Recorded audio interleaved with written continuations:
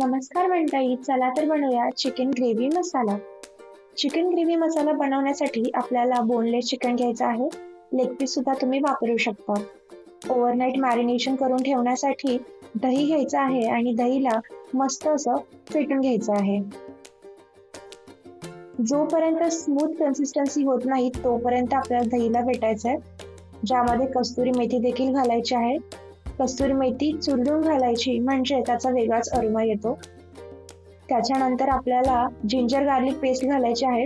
तुम्ही fresh ginger garlic paste वापरू शकता किंवा प्रिझर्व्ह वापरली तरी फारसा काही डिफरन्स जाणवत नाही.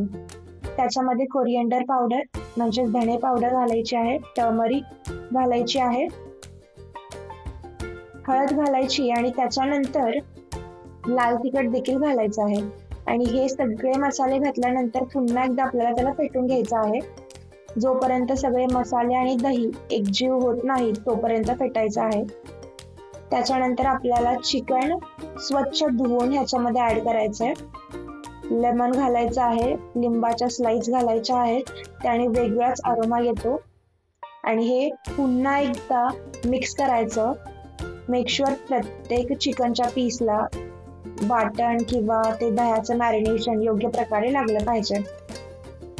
अमूल बटर मेल्ट करून आपल्याला ह्याच्यामध्ये घालायचंय.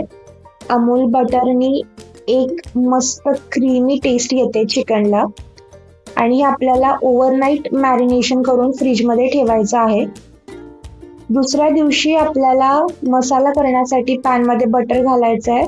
टोमॅटो 3 टोमॅटो आणि 2 कांदे घालायचे अर्धा किलो चिकनसाठी.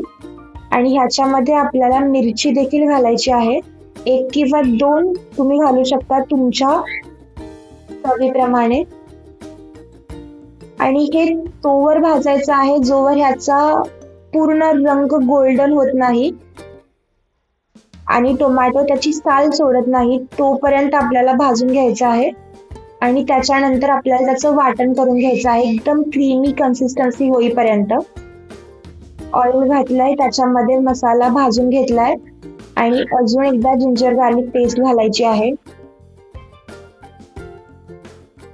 त्याचबरोबर चवीनुसार लाल तिखट सुद्धा घालायचं आहे आणि हे मस्त असं एकजीव भाजून घ्यायचं आहे.